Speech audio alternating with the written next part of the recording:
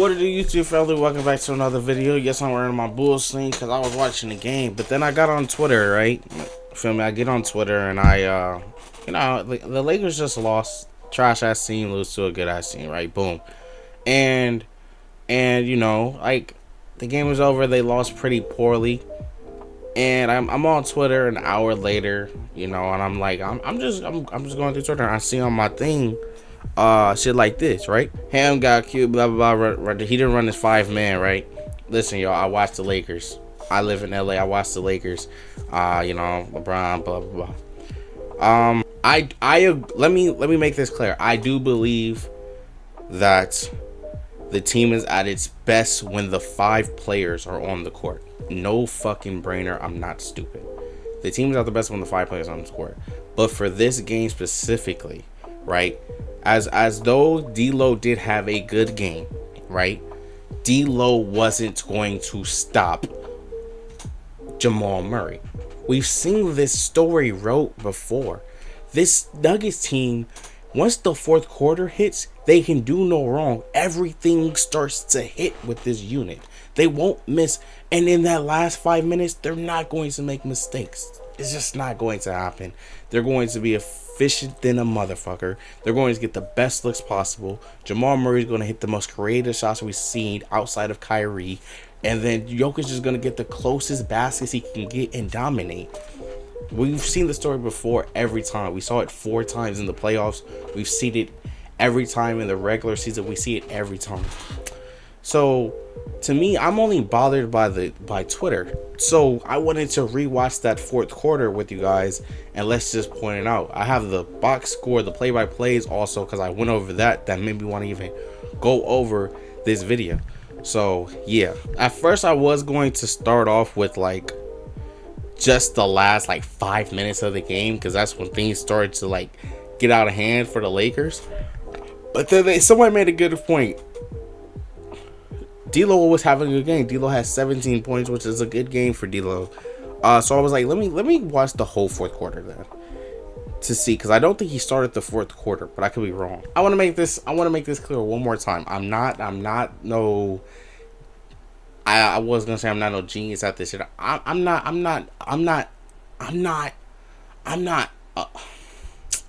I do what I can, but I'm not I can't explain it.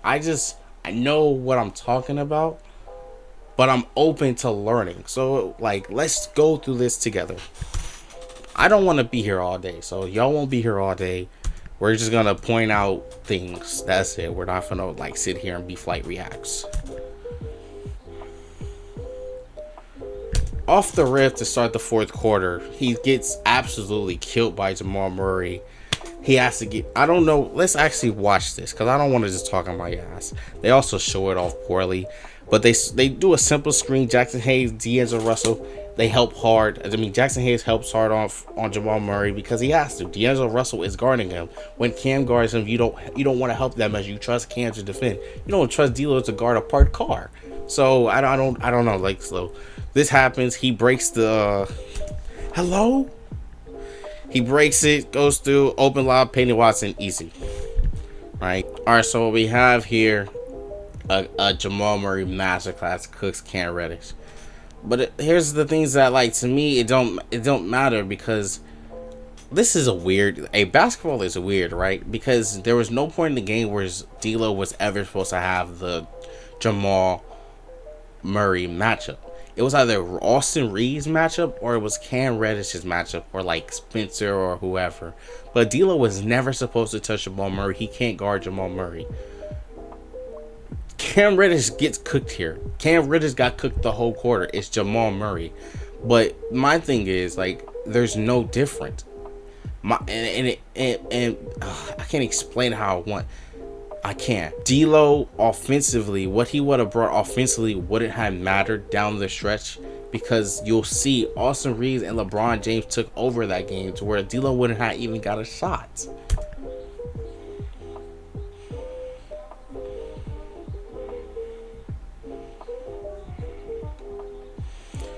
So it's 6 minutes, and I'm telling you, down the stretch, it was Austin Reeves, AD, Bron, killing it.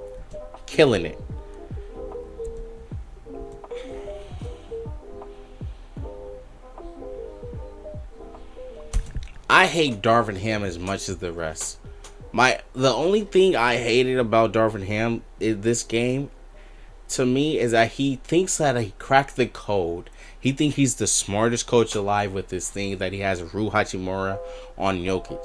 But the thing is, it doesn't matter who they put on Jokic. He was going to dominate them. It didn't matter if AD was on Jokic. It didn't matter if Rui was on Jokic. He was going to kill the matchup regardless. Even Braun, it was a killer. He's going to kill the matchup regardless.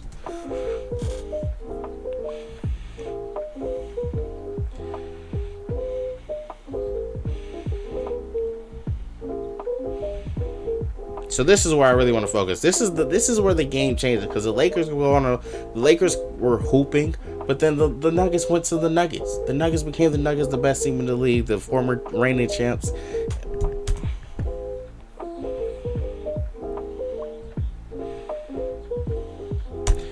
He hits this shot, right? Bam.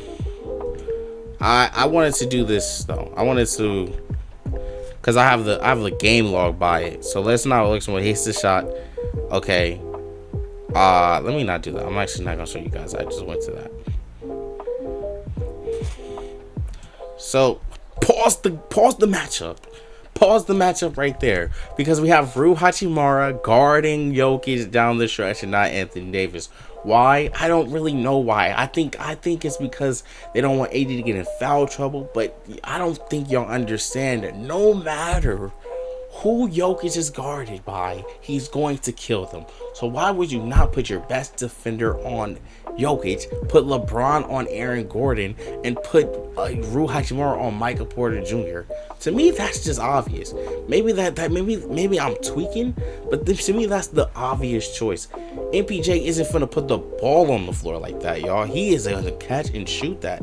LeBron is strong enough to guard Aaron Gordon. I don't know why LeBron. I seen him guard Kawhi Leonard. He can't guard Aaron Gordon. Like, what are we talking about, bro? What are we talking about? What are we talking about, bro? So Anthony Davis eventually overhelps to Jokic, because it's Jokic, leaving Austin Reeves to have to pick him on Aaron Gordon, or Aaron Gordon's getting an open look at the basket, leaving Justin Holiday wide the fuck open for an open three, bang. And then AD gonna look at Austin Reeves like Austin Reeves crazy. Like, what do you want him to? What do you want him to do? That's just bad defensive. That's not coaching. That's just bad defense. That's just bad IQ. That's just bad system. That's bad coaching. That's bad everything. That's just bad basketball.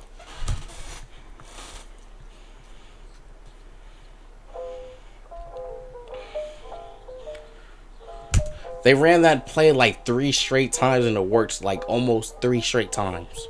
I could be wrong, but they kept running that play. Yeah, they kept running that play.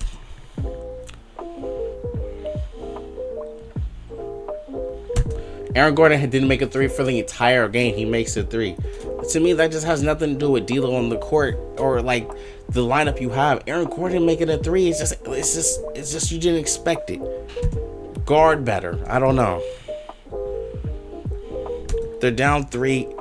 Austin Reeves is now guarding him. Like I said, down the stretch, they hunted Austin Reeves the entire time. If D'Lo on the court, they would have hunted D'Lo the entire time. They're hunting the Lakers starting guards every day of the week. Every team in the NBA, the Suns, the Warriors, every team hunts these two.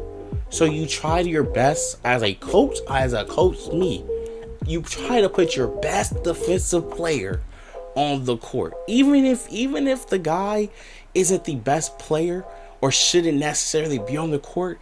You at least have to try to put your best defensive player on their best perimeter player.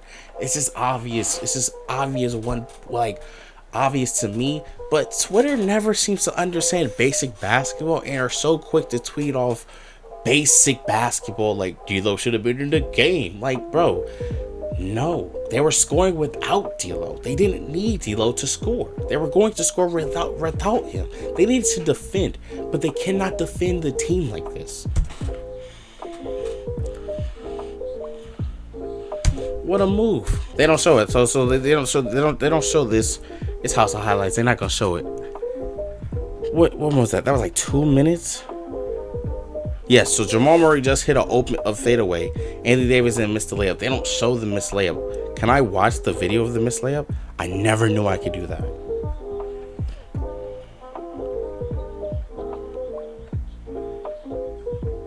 Tough. Blocked by Michael Porter Jr. Great block by Michael Porter Jr. Does that have anything to do with D'Lo? Would that have changed if D'Lo was on the court? I'm just asking because I don't understand where this dialogue is, where we're always going to blame the coaching for basketball losses. At some point, we got to look at each other and be like, yo, let's make better basketball players.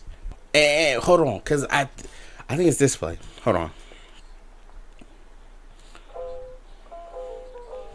Game was over once he made that layup. Darvin then calls us timeout. Game is wraps. Game is wraps at this point. Game was over. It's 119 to 112 after this point. It's over. The energy is depleted. There's no thought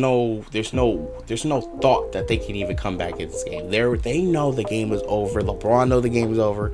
AD know the game is over. Jamal and Jokic, they do this. They do this every time. D'Lo comes in the game. What does it change? Nothing. It's not gonna change anything. Look who's out. Look who's underneath. It's easy money. What if Cam was on the court? Would that change? No, nothing changes. It's Jokic and Jamal Murray. No matter who was on the court, you weren't going to beat that team. You're not going to beat that team. You do not have the personnel to guard that team, nor do you have the comprehension to systemically defend that team. You just don't. They don't have it. They're not built to beat that team. The Lakers are not built to beat the Nuggets. The Lakers are built to beat the Clippers. Right? They're built to beat the Warriors, the young basketball teams, but they're not built to beat the the Nuggets. They just aren't. Game was over. D'Lo was on the court. It was over, bro. But yeah, my whole point is like, bro, as much as you hate a coach, at some point you cannot just look at a coach after a loss and be like, the loss is on you. Obviously, if self-accountability, a person would be like, yeah, this loss is on me. I got to do this, that, and the third better. Sure. But at some point, you also have to look at your team and just be like, yo, this is what we have. And then you have to look at the opponents, right? And you have to respect your opponents enough to understand, like, yo, this is the best team in the league. These niggas do this to us every time. There's not a single time that they've played, because every time the game is close with this team, and they do the same thing in the fourth quarter, they go on this run. The only thing, like, to me, things that Darvin sucks at, calling the timeout on the right occasion. Don't let a team go on a 9-0 run. If they go on 5, if they make a layup and they show a 3, timeout. After every quarter 3, timeout. Like, you call timeouts before it starts to get the team back together. But I don't like the thing where we're finna sit here and try to blame him for not putting in D'Lo. Are you serious? Do you really think D'Lo would have changed the results of the game? Do you honestly think D'Lo would have changed the results of the game? Offensively was never the problem. They didn't get the right looks, and they didn't show their misses. I hate Darvin Ham more than the things I said when I first recorded the video. I hate a lot of things to do. I hate his lack of preparation for the team on every opponent, every day and night. I love that when I watch other teams like the Thunder, when I watch this Heat, when I watch Willie Green, when I watch a couple of other coaches, and no coach is perfect, but when I watch these other coaches come into a game with preparation for their players to guard the opponent, I love that. Darvin Ham doesn't do that. And I'll give him, he'll do it in the playoffs, like after game 1 maybe, but like he's not doing that day to day in the regular season. I just don't believe he does that. Like I said, the timeout usage, I think he just waits too long. I don't think you should ever wait for a team to go on a 10-0 run to call a timeout. Not when you don't have an elite defensive team. Like, that just cannot happen. I don't like his rotations. The fact that Max Christie is now out the rotation. I think the Lakers did the same thing they always do. They went name chasing and picked up Spencer Dinwiddie, who didn't need to be on the team. Are you gonna get Gabe Vincent back? You still don't know about that. Max Christie is better than whatever the fuck we think Spencer Dinwiddie did on the court. Bro made 1 3. I think he took like 2-3 shots. Hey, yo, Spencer Dinwiddie ain't doing nothing on the court that Max Christie can't do. The Lakers went name chasing and got another guy that they think can help the team win a championship. He just don't. Right? Like they should have waited to go get freaking Mike Muscala, Danilo Gallinari before he went to the Bucks. Did things like that, not go try to get Spencer Dinwiddie when you supposed to have Gabe Vincent coming back. Vando's supposed to come. Like, come on, bro. What are we doing? He's eventually gonna get put out the rotation. So now you have this name out the rotation. No, they're gonna fucking try to force. I don't know. They're gonna try to force someone else out the rotation. You cannot run a 13-man lineup in the playoffs. You're not making the playoffs. But if you did, you're not. You can't run a 9. You can't run a 10. You can't run a 10-man lineup in playoffs. Most teams are running a strong 8. Game 7, you're running a strong 7. Like, what are we talking about? So, I don't want to make this seem like I'm a fan of Darvin Ham. I do believe this loss isn't necessarily on him. And I wanted to say as my closing remark, this game was over the moment they let this team take the lead in the third quarter.